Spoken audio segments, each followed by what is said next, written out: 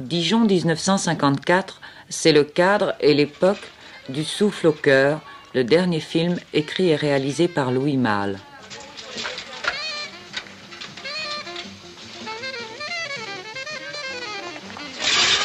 Donnez la Croix-Rouge pour les blessés d'Indochine. J'ai pas demandé.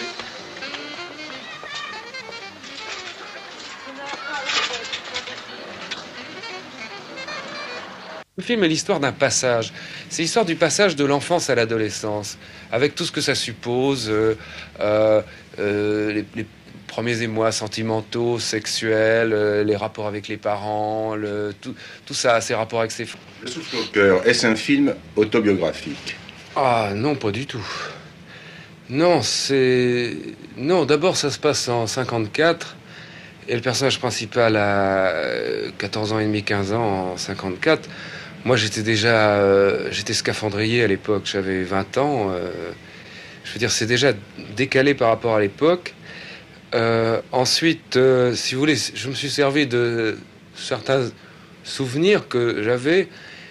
Pourquoi en 54? Ça n'est plus le présent, ça n'est pas encore tout à fait le passé. Si j'ai choisi 54, j'ai aussi une raison, c'est que le film commence à une époque où la France venait de subir la cuisante défaite de Dien Bien Phu.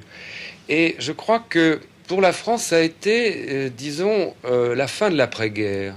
C'est-à-dire, je crois que jusqu'à 54, on a encore vécu dans les suites de la guerre, un petit peu le mode de vie, les habitudes, même le décor, les voitures étaient encore finalement celles de la guerre et même de l'avant-guerre. Et puis, l'Indochine, je sais pas, à la fin de la guerre d'Indochine, il y a eu un changement, le commencement d'un changement.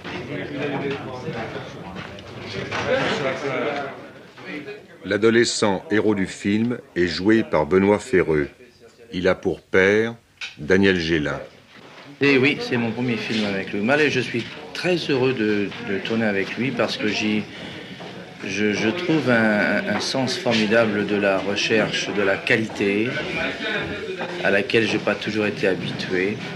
Et je retrouve, si vous voulez, en lui, surtout dans cette histoire qui est extrêmement délicate et précieuse, je retrouve la minutie et la sensibilité que j'ai pu rencontrer dans Jacques Becker, par exemple.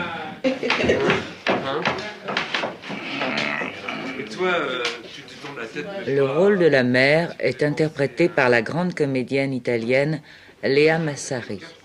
Pensez-vous que les metteurs en scène français vous voient et vous utilisent de la même façon que leurs collègues italiens? Non. Non, je dois reconnaître qu'on me donne beaucoup plus de crédit. On dit ça? Oui, alors. Et en tout cas, ils enlargent le visuel et les horizons de mes rôles.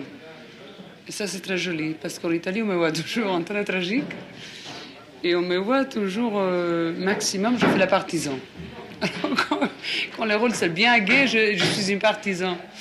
Je ne sais pas, vous savez, c'est normal dans le cinéma, vous prenez une rôle et comme ça, on vous voit toujours comme ça. Je dois dire que la fantaisie des producteurs n'est pas tellement ouverte.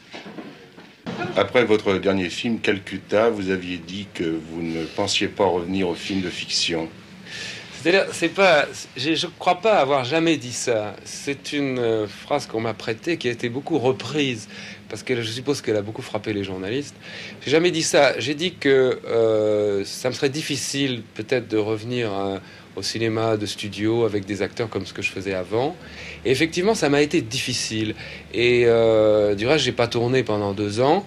Et j'ai essayé, envisagé plusieurs tournages, plusieurs scénarios, plusieurs types de films assez différents.